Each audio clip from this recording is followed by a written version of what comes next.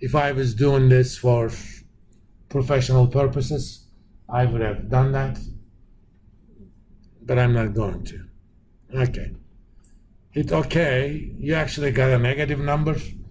That's because whoever programmed that function must have been an accountant. They're thinking about debits and credits. You know, if you borrow, you know, that's a credit. The payments are debited against that, right? That's why it gives it negative present value of payments, unless interest rates are big negative, cannot be negative. So I'm going to put a little negative in front, okay? Now, the structure of the function for future value is exactly the same, except instead of PV, we're going to use FV. So here's what I'm going to do. Again, I'm going to cheat. I'm going to take this and copy it. And now I'm going to go to this formula and say, if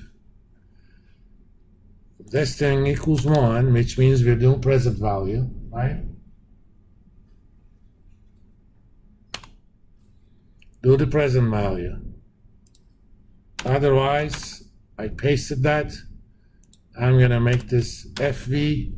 Everything remains the same, except the last argument refers to a starting value for the future value.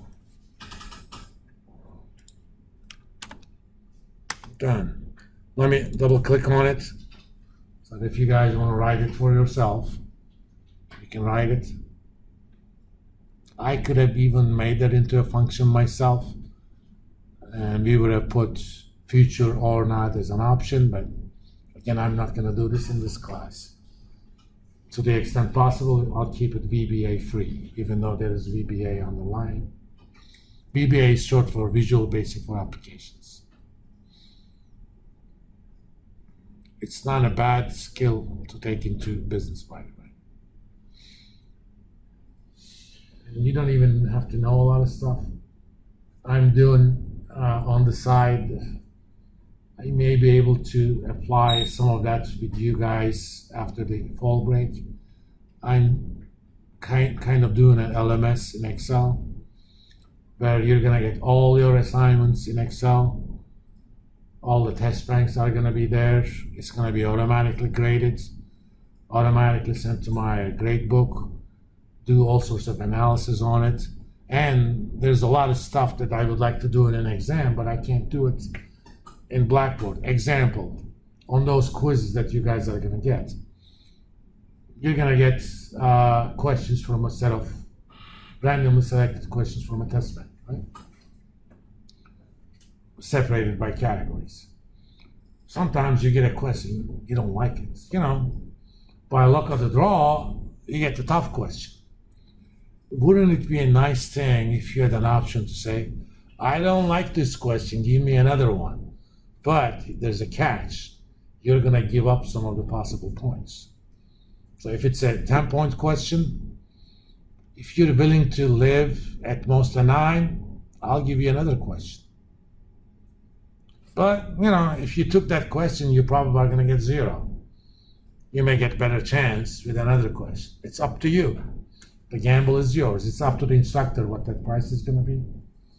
Or you could have multiple attempts on a single question. Obviously, on a true-false, that's not going to happen.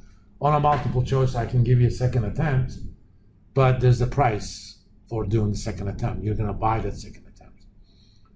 There are some questions that are fill in the blank, either numeric or text. I can give you up to 5 attempts.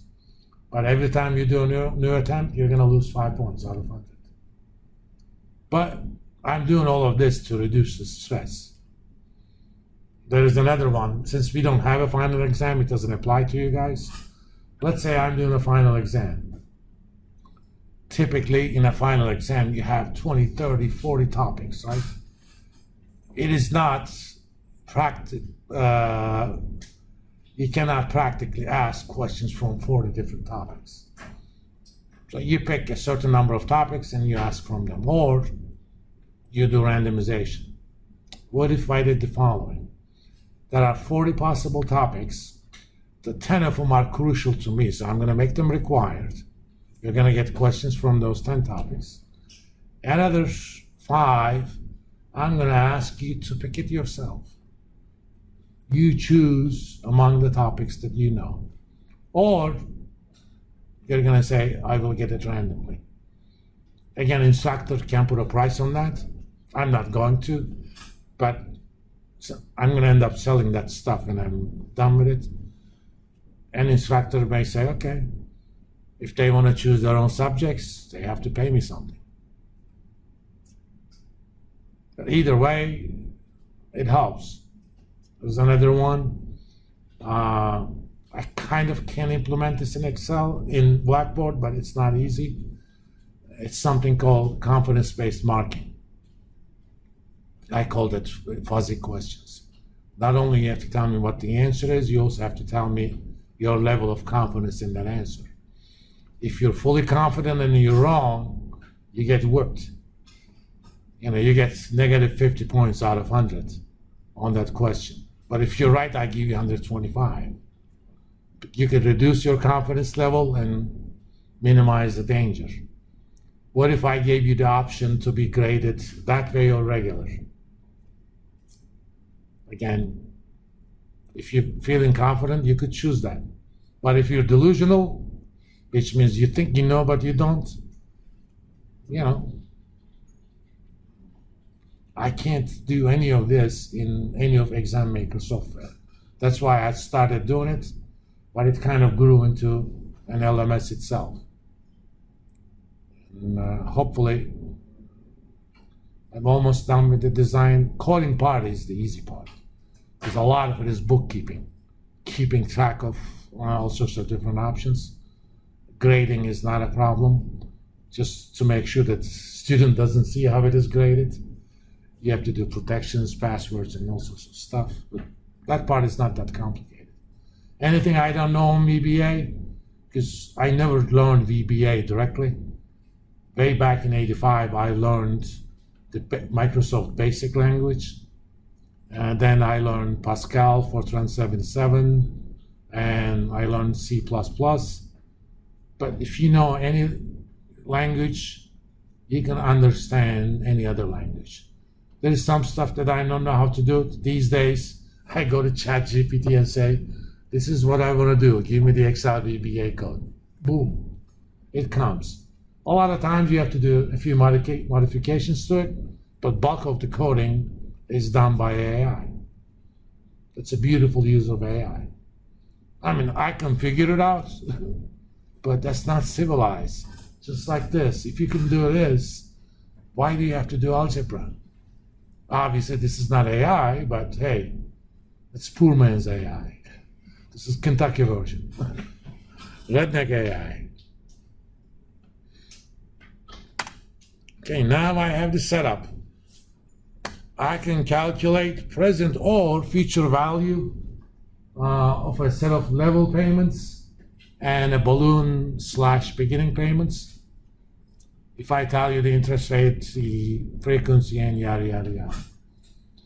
Now, as soon as I tell you my target, I want to be able to calculate my periodic payment.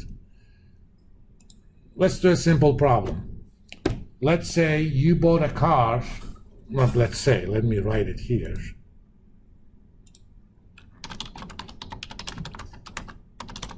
You bought a car and need to finance $20,000. The rest, either you put up front or you trade it, what have you. They quoted you a 7-year loan with an APR of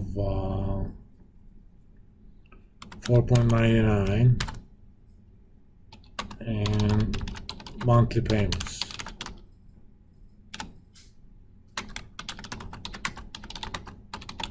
what is your monthly payments?